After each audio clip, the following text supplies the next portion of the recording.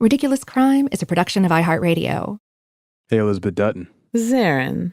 You know what's ridiculous? I do. Oh, really? Multi-level marketing. How so? Because there are a couple of things that make it especially ridiculous, aside from the fact that it's trying to pretend it's legal when it really isn't. But the fact that you're going to like pressure friends to come over to your house and look at this garbage that you're selling, no one wants it. Wait a minute, I want Tupperware. Well, and like, was it Pampered Chef? Have you ever been invited to a Pampered Chef party? Probably not. I don't have friends like that. Yeah, there's a lot of pressure. And then the idea too, it's ridiculous to think you're going to make money on this stuff because you're not. You've like the down sound, like you have to recruit all these salespeople beneath you. I've written about the stories like this for crime scams. Like there was a black mud scam where people are trying to sell like, oh, we got this dirt and it's really important.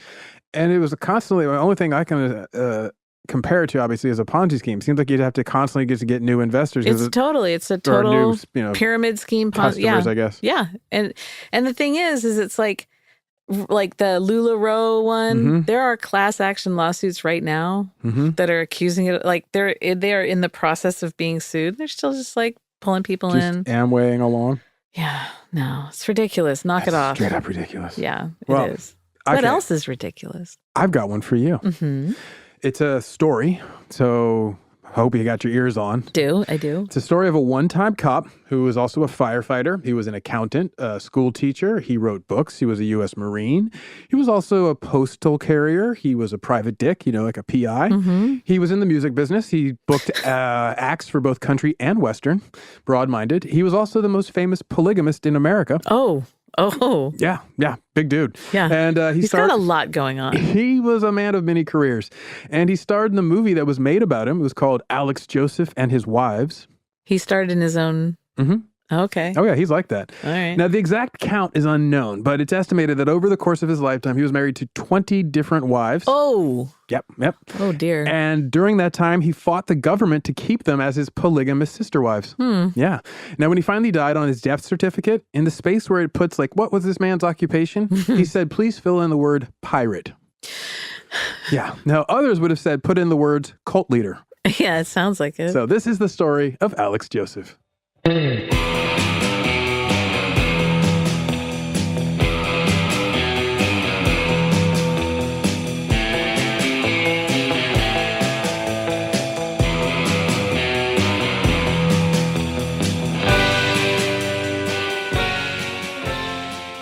This is Ridiculous Crime, a podcast about absurd and outrageous capers, heists, and cons. It's always 99% murder-free and 100% ridiculous. Elizabeth, you ready to hear about Alex Joseph and his many, many wives? I think so. I think I might be. Okay, well, I want you to have a sense of this guy because, like, as I told you, he's got so many damn occupations. We're going to have to just get a sense of, like, the outline of the man, if you will, all right? Now, for a quick little bio sketch, Alex Joseph starts out his life in Central California. He is basically in Merced, Modesto area. He goes to Modesto High. Good California boy, grows up in farmland country, right?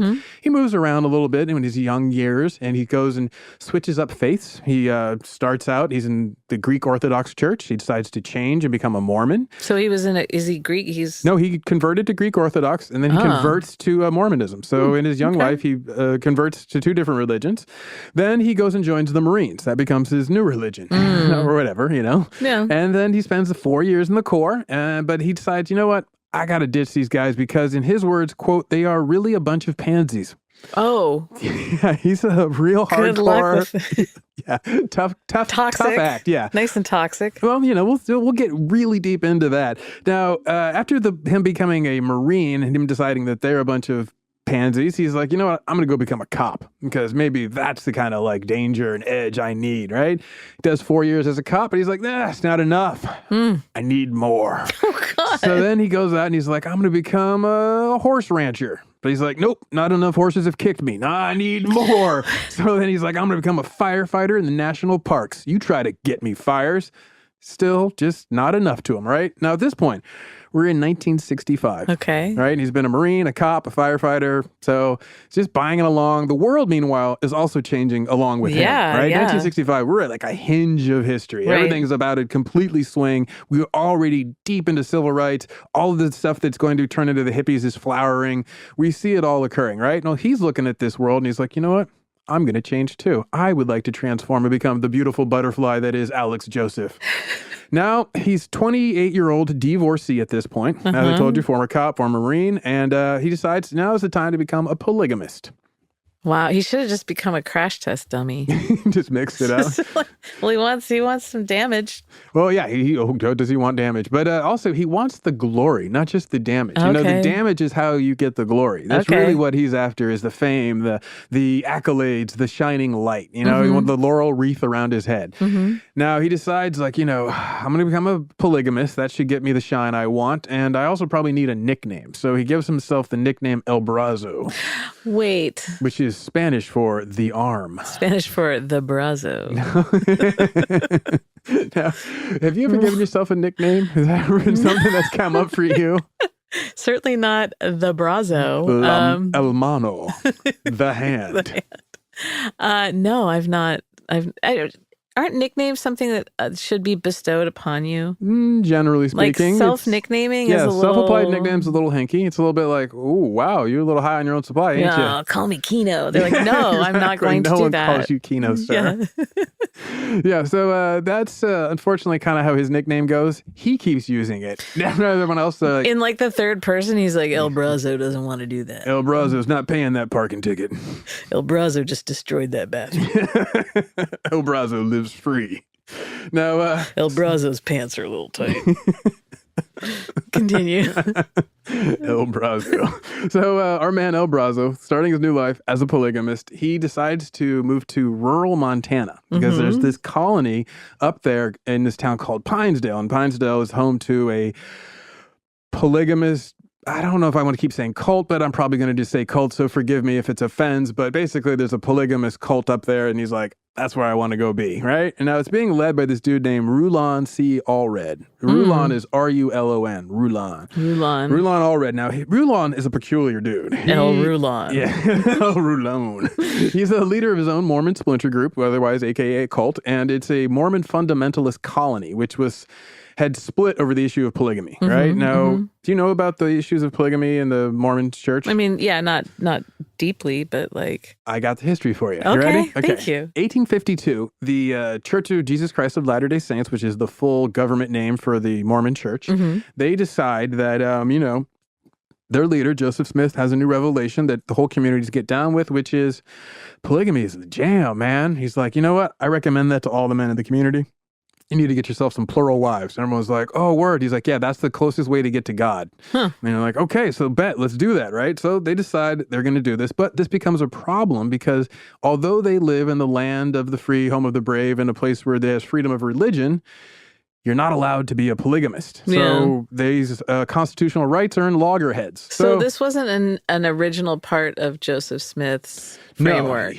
No, he like finds the plates or whatever that he then interprets and everything. So then years later, he keeps getting revelations. And so this is one of his updated revelations. Oh, okay. He's like, got an update, y'all. God just gave me a new download.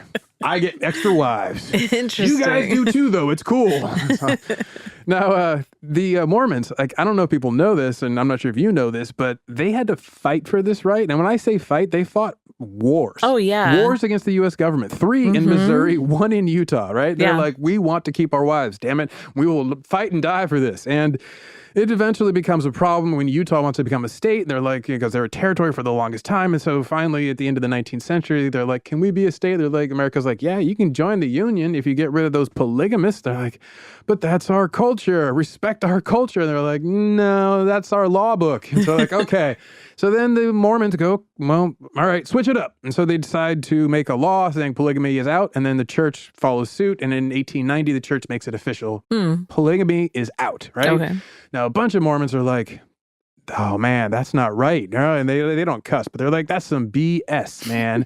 And we're leaving America because if we can't be Mormons here and polygamists, which is part of being a Mormon because we want to get right with God, we're going to go to Mexico where we can go be polygamists. So a bunch of them leave, which includes Mitt Romney's family. Oh, really? Yeah, they're down there. And now these fighting in polygamy Mormons, they are fighting the Mexican drug cartels to keep their land. Oh, like actively. today. You can go look at Vice videos about Mitt Romney Romney's cousins getting in semi-automatic gunfights with the Mexican cartels down in Mexico, trying to hold this land that they have been since the end of the 19th century. Yeah, exactly. So they are a fighting culture. I don't think a lot of people give them credit for that, right?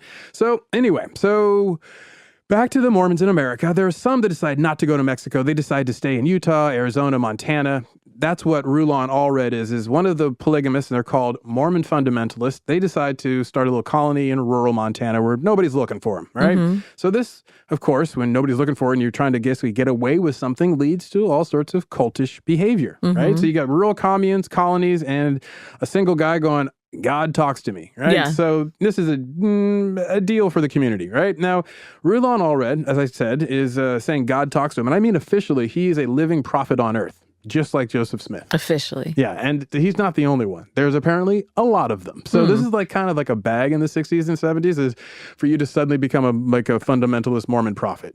How does it, who makes it official? They do. They're like, God talked to me. And people are like, really? And if anyone believes them, prophet. Oh, okay. All right. So yeah, and so Alex Joseph goes up, meets this dude Rulon Allred, listens to him, and he's like, "Yeah, man, I think you got the truth right here, man. Like, this is the prophecy. What you're laying down. I'm gonna move up here and join your colony." Now, at this time, as I was saying, there's other Mormon leaders out there doing the same thing. In particular, there's one truly insane man named Ervil LeBaron. Now, Ervil, that's Ervil, is pretty much his name without the R. To the core, right? Now, he launched a war against Mormon fundamentalist splinter groups all through the 1970s, right? So LeBaron is hardcore into polygamy, and he's trying to rally all the polygamists who are Mormon fundamentalists together. So he gets into a blood feud. He starts fighting his own brothers. He gets into like a serious war, like a murder spree. But we're not going to get into all that, even though he does threaten Rulon Allred, right? But it doesn't matter for this story because our man, Alex Joseph, he bounces out of the compound before any of this occurs. Yeah. Right? Now, this is, at this point, we're up to about 1969. Okay. Okay? Now, as I told you, Alex Joseph, he believes that Rulon Allred is a living prophet on earth. And one day he's like, you know what? Maybe I could do that. That seems like a bag I'd be into. So he's like, you know what? I'm going to become a prophet too. So now he's on the path to becoming the most famous polygamist in America, right? So he's like, I need to get myself some wives. And so he's like all about, very beautiful women. So he decides he's going to get himself some beautiful wives. Now, that is really the secret to why he becomes so famous. But we'll get into that in a second. But I bet you're wondering, why would women want to choose to be with a polygamous cult leader in the Utah desert? That's a good question. Right? It's like, I'm not a woman, but that would be my question if I were. It'd be like, what do these women know that I don't know about living with a cult leader who's a polygamist in the Utah desert? So let's meet some of those wives. You ready? Okay, I'm ready. Okay, there was Elizabeth Joseph. She grew up in a different church. She was a Methodist, and she then became a law student at the University of Montana at Missoula. Okay. Now, like most college students, she had roommates. One was named Joanna. The other had a more memorable name of Boudica. You know Boudica, the Celtic warrior queen who fought the Romans in Britannia. Right. So she's named after her. And the roommates, they meet this dude, Alex Joseph, while they're all students at University of Montana at Missoula. And Elizabeth describes him as, quote, funny, intelligent, and to us, ancient. Now, he at the time is 37 years old. So, yeah. Well, when you're in college, that does feel, I can remember being in college and someone was dating some guy who was like 27 and we were all like, oh my God, he's like elderly. He's like, you just have this scooter, Oh yeah, completely. He's got a retirement package. So Elizabeth, I want you to place yourself in the shoes of this other Elizabeth. Okay. Okay, you have a boyfriend. You've always been a busy on the go type, a real go-getter. Oh yeah. In high school, you were the yearbook editor. You were president of the student senate. You were also an honor student. Very much like you, this Elizabeth, Sounds right? like it. Now you plan to become a lawyer. And I want you to picture it. Now, this is 69, you said? It's March 1970. 70. Okay. Okay. Now, on the top of the pop charts in March 1970, we have Simon & Garfunkel's Bridge Over Troubled Water, followed by Creedence Clearwater Revival's Traveling Band, Who Will Stop the Rain. Rounding out the top 3 spots is Sly and the Family Stones. Thank you for letting me be myself again. Nice. All right. Now, everybody's a star.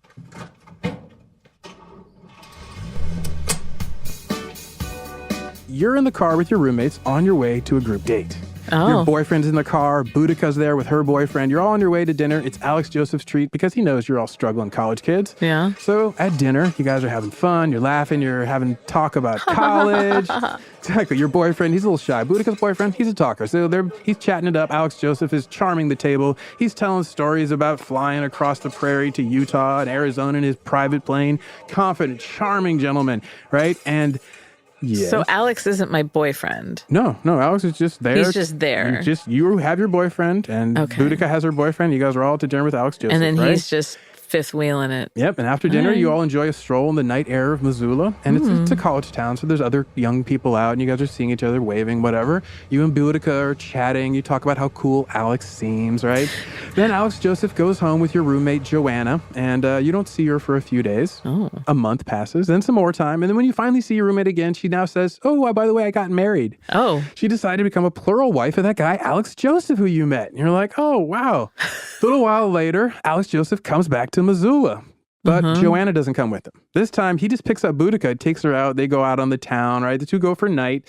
It's a nice night, apparently, because the next day, she decides to get married to Alex. What? Yes. Now, the next time you see Boudica, she tells you, and I quote, I got married in a motel room, just the four of us. It was beautiful. There was no white dress, no reception, no photo album, but all of those are for other people anyway. What counts is that Alex and I are in love. Those motel room weddings. And now suddenly you're romantic. The only of your college roommates who is not married to Alex Joseph. They're dropping like flies all around me here. They're not just getting married. They're marrying the same guy. So let's just take a little break, and I'll get back to what you and your college roommates are up to now that all of them are married to the same guy. What's your future going to look like? Wild times.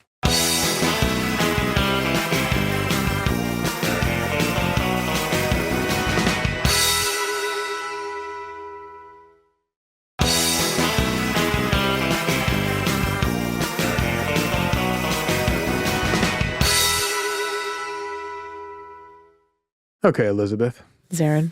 You were just playing the role of the other Elizabeth, Montana, Missoula Elizabeth, and you watched all your roommates get married to this guy, Alex Joseph. Role of a lifetime. How you feeling? Feel amazing. All right, feeling pretty loose, right? All of a sudden you got a lot more room in the apartment. I'm going to law school. Yeah, exactly. Well, your roommates and their rash decision to go off and marry this Alex Joseph character, of course, is going to be met with repercussions. Sure. Their parents hear about this, and they're like, wait, they did what now? And one of the pair of parents, they drive all the way across Montana from Billings, Montana, about 300-mile drive, and they go out to the Rulon all-red polygamist compound. They find their daughter in the house of Alex Joseph, and then they grab her up, throw her in the car, and they drive the 300 miles back to Billings, Montana. Good for them. Right? Now, Alex Joseph, he learns about this, and he's like, they did what now? He gets in his car, not his private plane, and he drives that same 300 miles to Billings, Montana. He goes and he knocks on the door, bang, bang, bang. And being Alex Joseph, he has arrived. You know, he's armed. He's carrying a serious weight. He's got a 9mm automatic on his person. So he's like, this is a problem getting back my wife, right? Now, he doesn't have a problem because his wife opens the door, they run to the car, drive away. He then sends a letter to the parents explaining himself and why he snatched back his wife, their daughter. And he says he was, quote, prepared to free my wife with whatever action was necessary. By any means necessary. Yes, he is the Malcolm X of polygamous Mormons. I'm sorry, Malcolm X. You don't deserve She's an adult, and if they're consenting, I mean, I don't know. Yeah, right. Well, she is an adult. She is consenting. So these are all It's not like she was taken questions. Against her will. No, and now, she may have been manipulated. But there is that question. Yeah. That's the cult leader aspect. Yeah.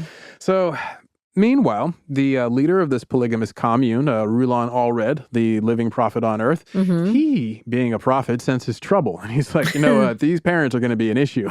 So Alex Joseph, we need to talk. So he goes over to Alex Joseph's house and he's like, bang, bang, bang. Alex Joseph, charming as ever, opens the door. He's like, Rulon, my man, how's things? How's the wives? He's knee-deep in wives over there. Exactly, just knocking wives off his lap. Rulon, let me get up just a second.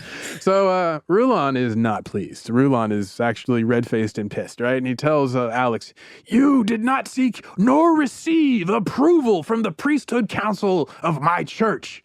So he's like all serious about the paperwork, apparently. Sure. Alex Joseph is, kind of a hot tit. He shouts back, you did it, Rulon, and now I'm following your example. I learned it by watching you, Dad. Exactly. It's the drug addict of your lifetime. Yes. So this is now his mantra, remember, is I'm a prophet too. So he's just going whole hog on it. So the two get yelling back and forth. Eventually Rule on Allred's like, you're excommunicated. And so he tells him, you need to get out of this colony, right?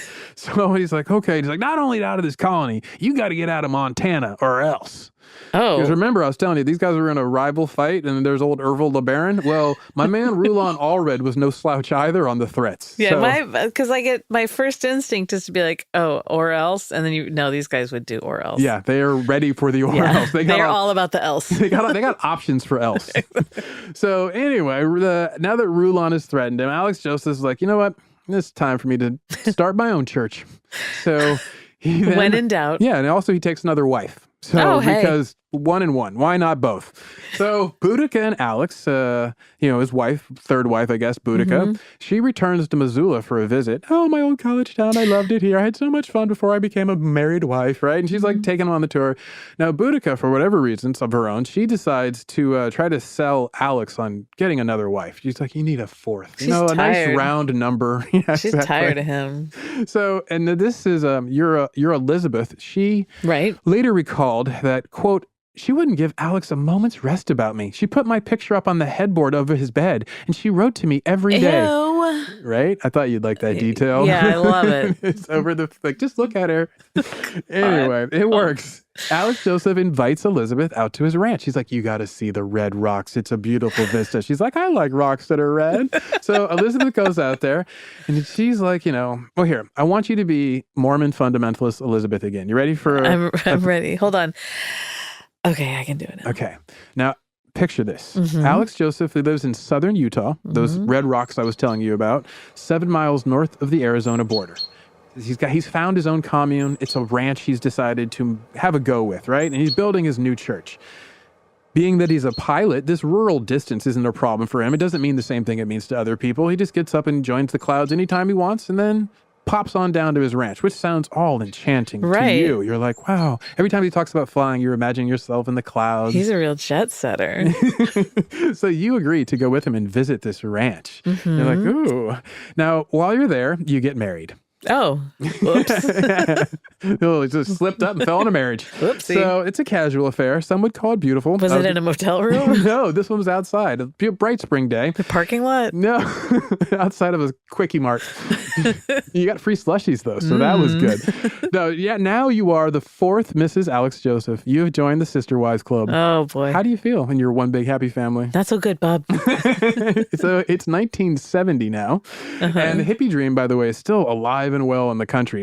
It pretty much is thought of as a 60s thing, but there's a big carryover into the early years of the 70s. But at this point, a lot of people, they're living on communes. People have been fleeing into Canada trying to avoid the draft. So you got fugitives and commune people doing their own, like, oh, I'm going to find my new way of living, right? So there's going off the grid. Exactly, completely. Total spirit of independence going off the grid. The Mormon fundamentalists fit right into that, right? So Alex Joseph is just out there living the dream. You're out there with him, and you decide, you know what, this is working for me. I like this lifestyle with my sister wives. So you pop back to Missoula, you finish your last quarter of law school, pre-law, and then you graduate, and then now your husband has big plans for your future. Is this like multi-level marketing for wives? I have to go get some down market ones. Yeah, you're going to go door to door and find new wives. You saw Boudica got you involved, so I'm saying MLM all over it. Boudica's the bottom wife. Yeah. So your husband, meanwhile, he's got about 20 mouths to feed every day. So wait, 20? Oh, because they're popping out kids. Oh, yeah, popping out kids. Exactly. So he's got about 20 mouths to feed every single day. So he's needing to make a good bit of money. So what is he doing? He's multi-level marketing. Oh, that's the one thing. That's how he gets the house clean. But put the bread on the table, he's pushing health food like vitamin supplements. Herbalife, multi-level marketing. It's the 70s. It's everywhere. But that's how he's going to pay for you to go to the University of Utah Law School. Oh. Yeah. Shazam. Because, he wants that law school sister wife. Oh, yeah, to get an in-house lawyer? Yeah. That's smart. Yeah, I think I saw that TV show in the 90s, Law School Sister Wife. It's on TLC. It was canceled. It was after 4 episodes. Here's the thing, though. It was not particularly common for women to, there weren't a lot of women in law school in the late 60s, early 70s. They couldn't have a credit card at that time. Very true. So how are you going to pay for law school? Right. Wow, so that's pretty, that's pretty groundbreaking. Exactly. He's a little forward thinking, right? Yeah, but I think his forward thinking is like if I have And basically a free sister wife legal on service. retainer. Yeah, I see you. So it's the early 1970s. Alex Joseph and his many wives, your sister wives, they have all picked up and they're in southern Utah, right? And they've been pushed off the first plot. They have now their second plot, which they've turned into a growing concern. But the problem is this is on Bureau of Land Management's land. National land, aka the people's land. Oh, are they? They're squatting. Yeah, but are they sovereign citizens too? They're using homesteading acts. They're saying that they have the right to homestead. Yes, totally adjacent. A lot of like, I have an old law that I'm citing. You're like, nobody. Oh, boy. So this is the start of his legal fight against the U.S. government. Okay. So over the course of this fight, Alex gets arrested 6 times. Oh. Yeah. He's spending time behind bars. Now, because he is a polygamist, which is illegal in the United States. So he can always be arrested for that. But they're trying to get him on other things, tax evasion, weapons possession, something else so they can make an embarrassment out of him, right? Now, also remember, he's been excommunicated from his Mormon splinter church, so he's also illegal under their law as well. So both under God and under the courts. And if he's been excommunicated from the splinter church, so he's like that far removed from like Salt Lake City that, whoa. Yeah, he got no protection. He's an outlaw. It's just him and his sister wives. He's a nomad. He's gone nomad. He's gone total nomad. He's doing it for him, not the club. Not the club. So all this aside, since he's in Utah, he's mostly safe, though, because the state attorney general's like, you know what?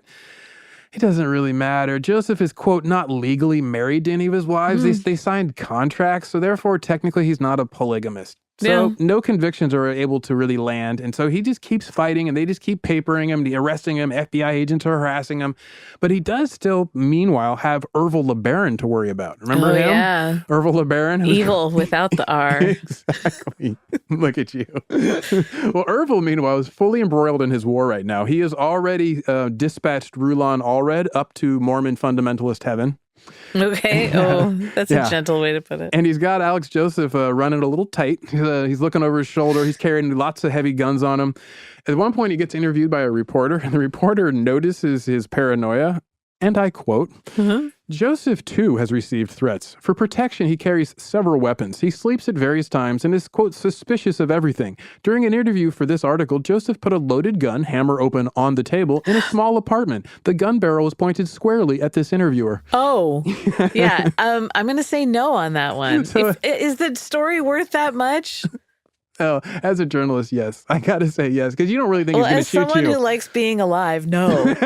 See, we have different priorities. Yeah, and I would like, get the scold story. him, too. You're like, get to tomorrow. I'm like, let's live to see tomorrow, and you need to knock that off, Buster Brown. I would probably just look to see how clean it is. If it was super clean, I'd worry. If it's not super clean, I'm like, this guy can't It's all shoot. rusted. It's like he got it out in the desert. I'm going to guess it was clean. He was...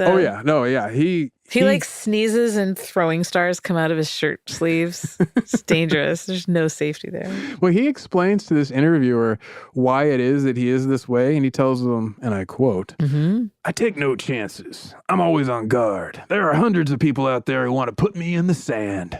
Everyone wants to put El Brazo in the sand. You can't try to take El Brazo down, brother. Now, he's got his many wives, and they are unafraid. Unlike him, they're not carrying around weapons or being afraid of Ervil LeBaron, right? They have complete faith in their shared husband. Yeah. Now, I know you're wondering about his wives, even though you haven't asked about them.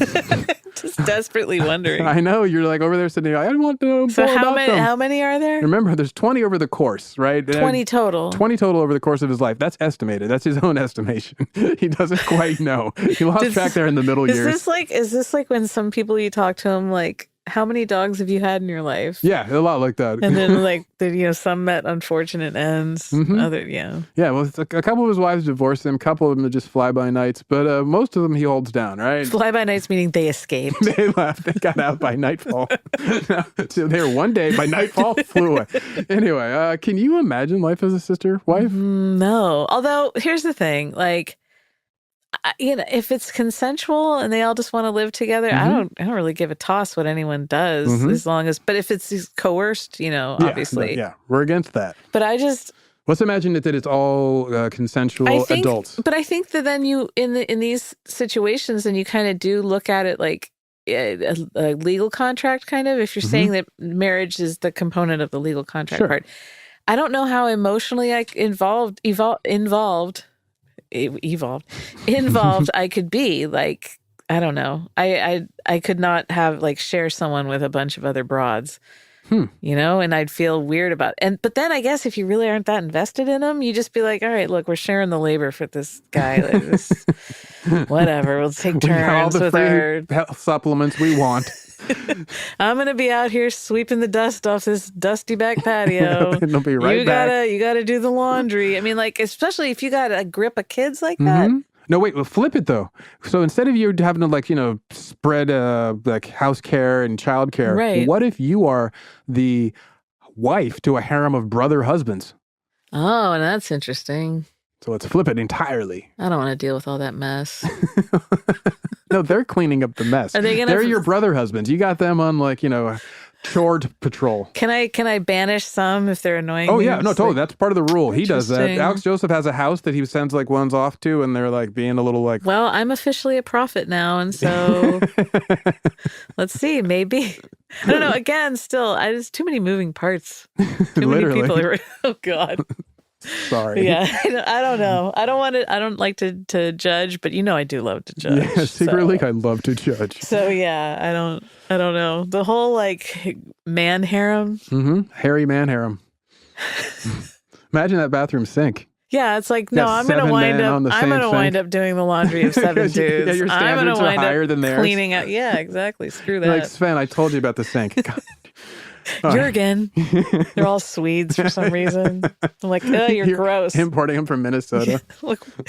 Well, of Alex Joseph's group of first wives, the original 7 or so, he'd met his first wife, Dale, after his regular marriage, his original marriage, his Dale. OG flavor marriage broke up, and he married Dale. Now, okay. His second wife was Margaret. She was 25. Quote, she left her husband because the demands of being a lone woman were too much. Then there was Judy, 21. She was, quote, the beautiful long-haired blonde who met Joseph while she was in the 3rd year at University of Montana. She was a national scholarship holder, a skiing instructor, and a campus leader. That's you, Elizabeth. Remember her? Oh. They have camp names. Yeah, so... They gave themselves nicknames. Oh, yeah, no, you won't... So what am I calling myself? Judy? Yeah, at this point now, you've changed your name to Judy. Okay, that's believable. Yeah, and I think What's your name, Boudica Judy? Changes her name to Carmen, which is like, you're just going to opera names now? I don't even get it. Anyway, from history to opera. I named myself after Judy Tenuta. Well, Carmen, 21, that's Boudica. Then there was also Teresa, also 21. You'll notice an age theme here. Now, this is interesting about Teresa. Quote, she was brought to Alex by her mother, who stayed on as a cook in the restaurant. The family discovered Alex in a singles newspaper, which published an interview with him. Teresa has 2 children from a marriage when she was one of 2 wives. He was interviewed in a singles. Yeah, like I don't know. It's like not single. A cautionary tale. I don't know. Maybe it's like it could be worse. It's a singles paper. We're like, let's interview someone who's like extra not single. Yeah, who's really good at getting married. Who's unsingle. He doesn't relate to you at all. And then her mom is Cookie down at the shop. Yeah, she's like, you need to marry my daughter. Oh, this is a hot mess. Okay, so then we got Joan, 21. She was married to Joseph in March 1973, and she likes to call herself the 6th or 7th wife. Even she lost track. She's so close enough for government work. You have to understand, she got that because she was one of a triplet, and her sister was also married to another polygamist. Wait, she's one of 3. Yeah, she's triplets. a triplet. She is a triplet. Oh my God! And her sister, one of the other triplets, is also married to a polygamist who was a follower of the prophet Alex Joseph. But not the same one. He didn't one score of them triplets. had common sense. One of the triplets. But he didn't marry 3 out of the same batch. One of the triplets married his follower, and then he married one of the triplets, and the third one's I thought he married the whole litter. No. Now, remember, he's also the leader of a startup church, a cult leader, which is a super popular occupation in the 1970s for men. It was like really an option. It's like, do you want to sell cars, auto insurance, or maybe be a cult leader? I tested well on cult leaders. So lastly, now we come to his last wife, which is Paulette Combs. She was Miss Teen Kentucky, 1973. Oh, la la. And she's 16 years old when she gets married. Oh, okay. Now that's where I draw the line there. Yes. Now this last marriage gives a little insight into how it all works.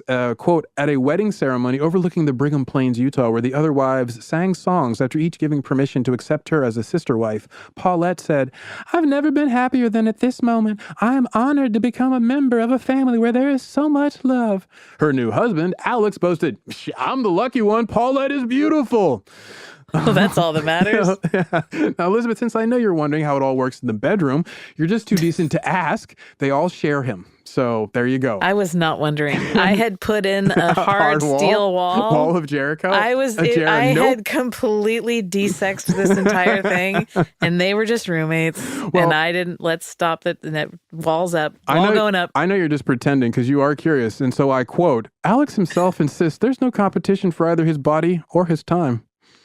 He just spreads himself freely. I bet he does. How it works is the women would tell him, like, hey, my moon's good, or like, my temperature's right for baby making. We should do it tonight. And he's like, all right, come a knocking on the door and the bedroom will be a rocking. Oh, my God. Yeah. So, anyway, I'm just doing the laundry. I'm minding my own business. Just sweeping in the back. Just sweeping the dirty ground. Like, I'm not even on the patio. Sweeping the dust onto the dirt. I am sweeping the dirt back to Zion National Park. Yeah. One of his early wives, she said, nobody understands polygamy like Alex does because Alex is the smartest man on earth. That's the 16-year-old? No, that was the 21-year-old. You. Oh. Yeah, Elizabeth. Oh, man.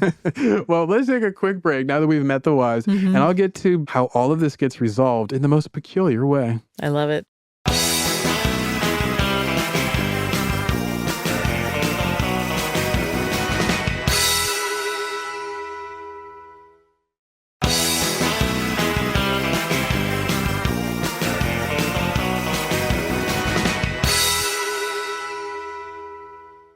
Now, Elizabeth, you and your sister wives are enjoying a great life here in southern Utah. How are you digging it so far? Is it great? Yeah, of course it's amazing. You've got all these chores to share. I got the most brilliant man in the world spreading himself around. And his seat around, and you raise those kids as a big family. Sounds awesome. What's not to love? Sounds awesome.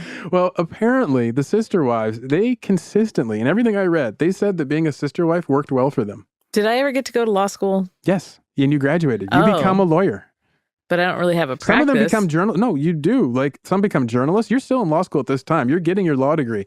And we'll get into... But don't I live out in the middle of nowhere? Yeah, but he's got a private plane. He flies you in. Remember, he's making lots of money pushing pills of health and stuff. Am I happy? Oh, completely. That's all that matters. You're feeling completely evolved. All right. Yeah. No, well, here's the thing. The sister wives, they all say that by having partners in the traditional roles of motherhood and being a wife, it allows them time to do other stuff because there's always one to take care of the kids, always one to like attend to the husband's needs. And so a few of the rest can do stuff like get a law degree.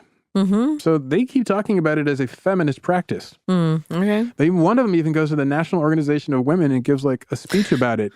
How'd that go? Yeah, this mid-70s, the National Organization of Women didn't quite know what to make of them because they're like, they are emancipated in the sense they get to do more than a lot of other women, and they do seem to be quite content. It is their choice. Yeah. I just don't want to believe this works. So it was really confounding, right?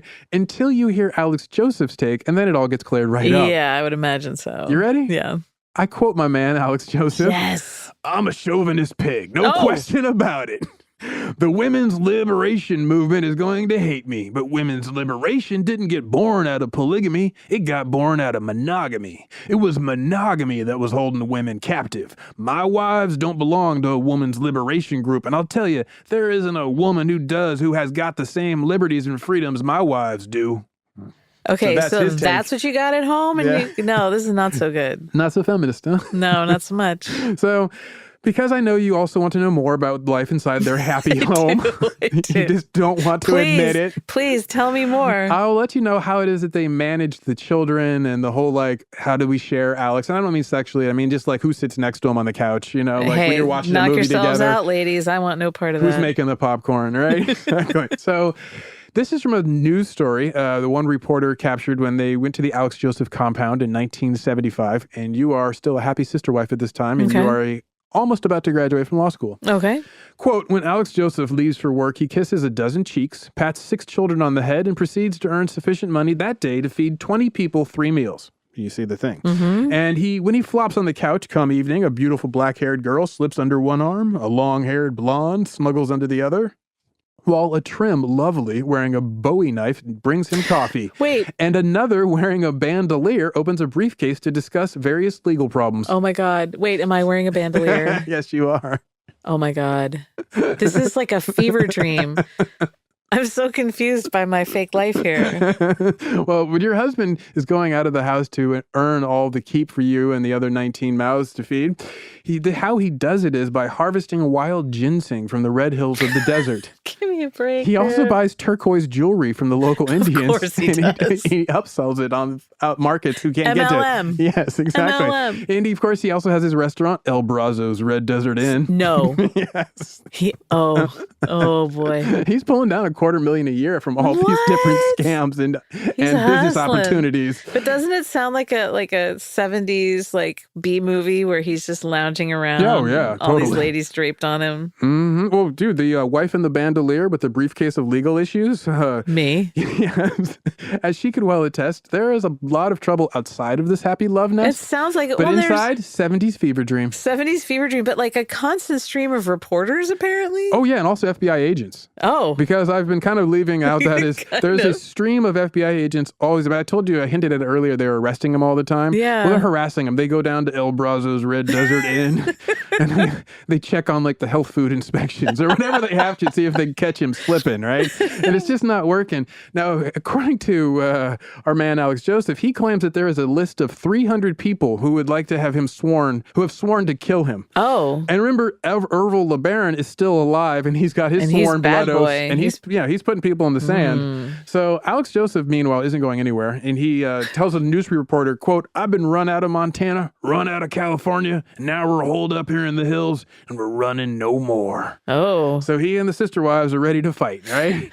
Now the BLM has been suing him repeatedly, trying to like paper him and bankrupt him on legal fees. So they have been like, and he claims to be a part of a group of homesteaders. So they're doing a whole like constitutional fight. So a lot of legal paperwork. Yeah. And he's been squatting, for years. And so he keeps doing this. And the BLM is like filing lawsuit after lawsuit. And the FBI agents are harassing him. And he keeps an AK-47 on him for the presumed raid he's waiting for. And so like when these reporters come out to talk to him, he'll be out there like firing his AK-47 into a mountainside at a bunch of Coke cans and be like, "That's how I'll bring down a $250,000 government helicopter with just a 15-cent bullet." Oh my God. I know this you is love your very husband. like Gaddafi and his Amazonian guards. Oh, yes, Doesn't totally. that sound Feels like like, it? yeah.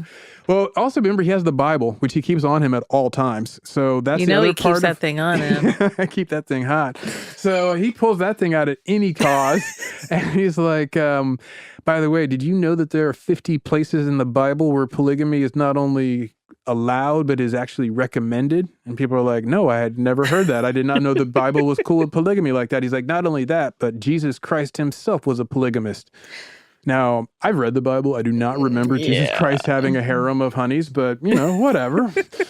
Joseph keeps it moving. So in 1977, he founds himself a new church because, things evolve. He's got this legal fight, so he wants to get ahead of the FBI and the government. So if he's a church, it'll be harder to get his land, right? So he's like, got to do this. So he creates the Church of Jesus Christ in Solemn Assembly. Yeah, all right. Yeah, it's like a whole little knockoff, obviously. Yeah, Church of Jesus Christ of Latter-day Saints. He's like, "How about Solemn Assembly? We mean it, man." He looks around. How are we assembling right now? We're pretty solemn, Pretty solemn. I'd say we can do this. And then he's all fires in the air.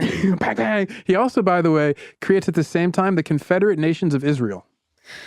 Just try to unpack that one. I don't know which end you start with.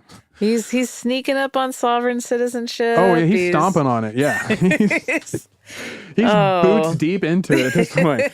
So this is meant to be the political wing of his church. It's comparable to Joseph Smith's Council of 50, which is like their political wing. Right. So he has a great quote where he says this is all about Jesus. Can you deal with one more quote from a man, Alex Joseph? Yes, I can. Well, in his words, and I quote, "We're here trying to do one thing, win the approval of God by a deliberate following of the example of Jesus Christ. Whether we are or not, we're doing something that baffles the world, which is exactly what Christians have always done. If you teach the gospel of Jesus Christ, they will chase you. They will put a contract out on your life. They will put you in jail and they will kick you out of their houses. They have done all those things to us. What I'm trying to determine is whether I have a constitutional right to set up a monarchy City in southern Utah. I'm married to my wife because we have the constitutional right to contract an aristocratic royal marriage. Plural marriage is not an alternative lifestyle I found. I found an alternative to democracy, an alternative to being oppressed by the majority. The alternative I found was Christianity. Makes no absolute sense. I feel like Jesus is like exhausted. And he's just like, oh my God. All right. A couple notes. One, you're totally wrong. Were you listening? Read my work? Do you have any? Like he's so exasperated. Please read the article, not just the headline. He's constantly getting upset about the clickbait. Yeah. He's like, keep my name out your mouth.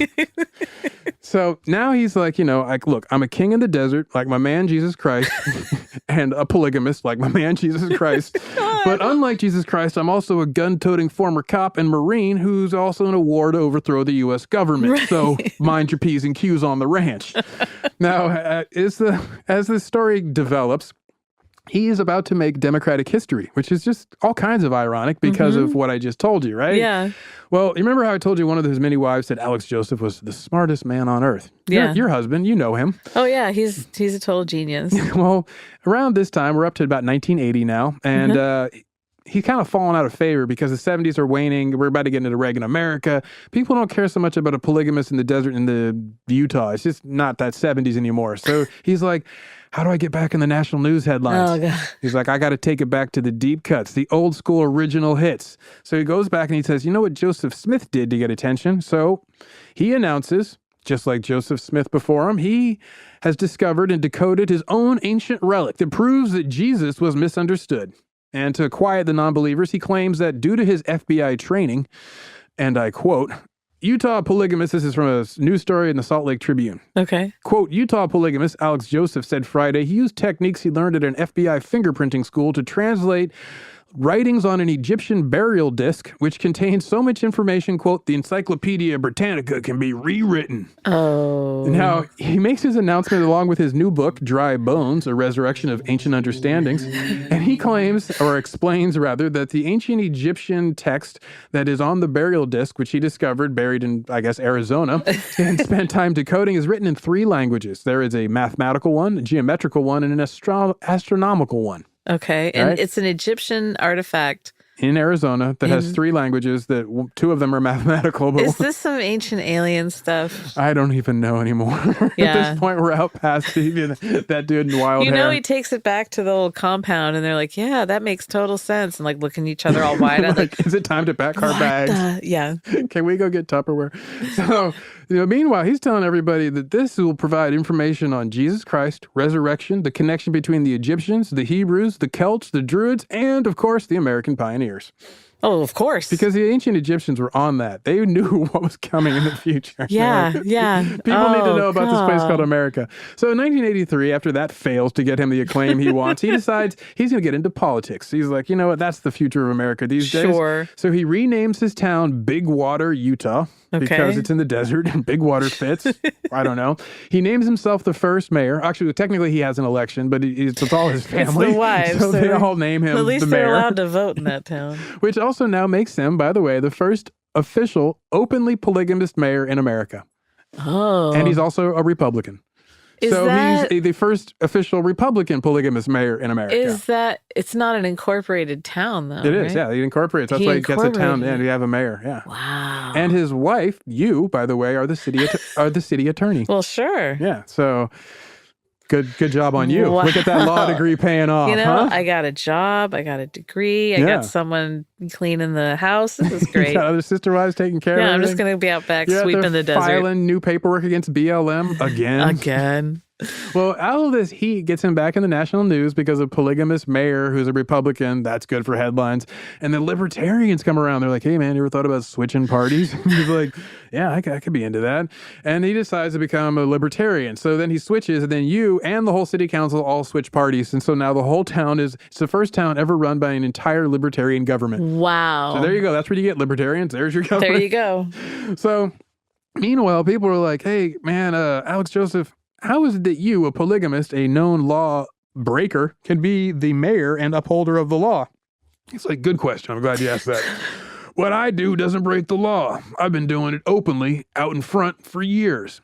Now, I think someone needs to tell him that's not how the law works. It's not like, oh, if you've been violating the law for at least 10 years, you no longer have to listen to that law. Is it though? It's like when I was like, if you haven't worn this outfit in 5 years, you should throw it out. If you haven't followed this law for 5 years, doesn't count. Throw it out. Doesn't count.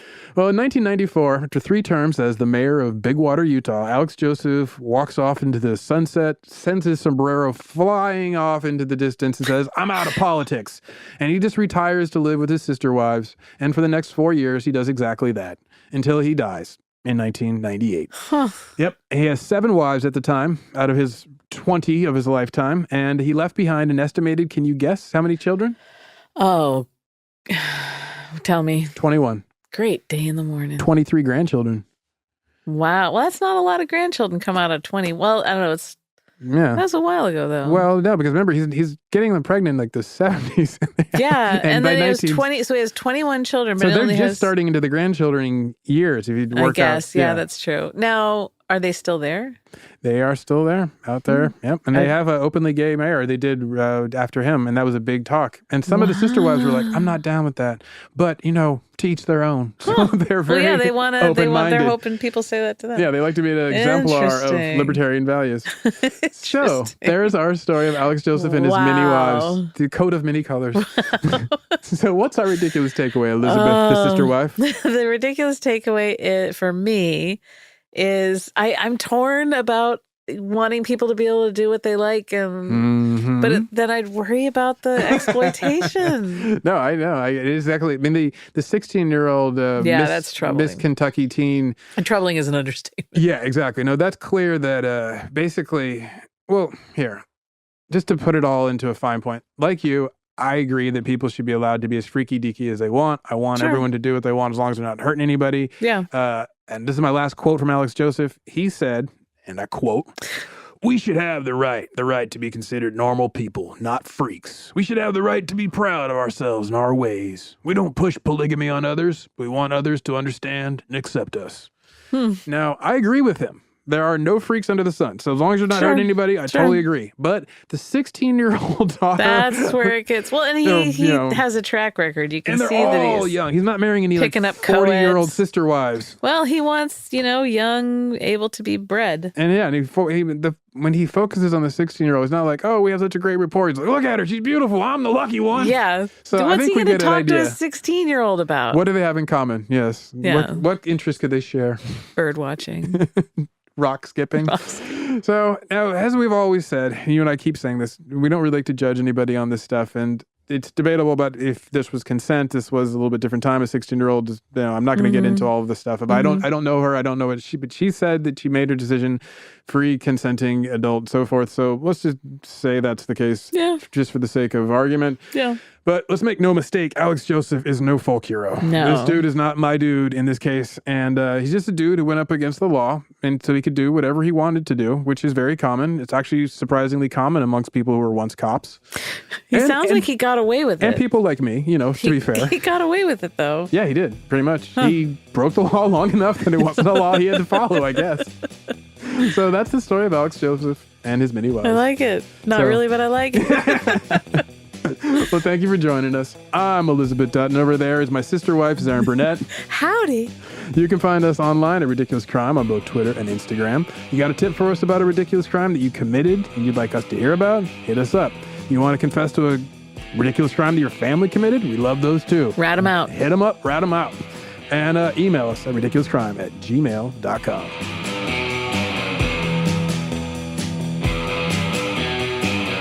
Ridiculous Crime is hosted by Elizabeth Dutton and Zaron Burnett, produced and edited by leader of the Church of the Free People of Rhode Island, Dave Kouston. Research is by former cult leader turned mayor of our hearts, Marissa Brown. The theme song is by Right Reverend Thomas Lee and the living prophet, Travis Dutton. Executive producers are Ben, I found a sacred burial disc, Bolin, and Noel, I bet I can decipher that, Brown.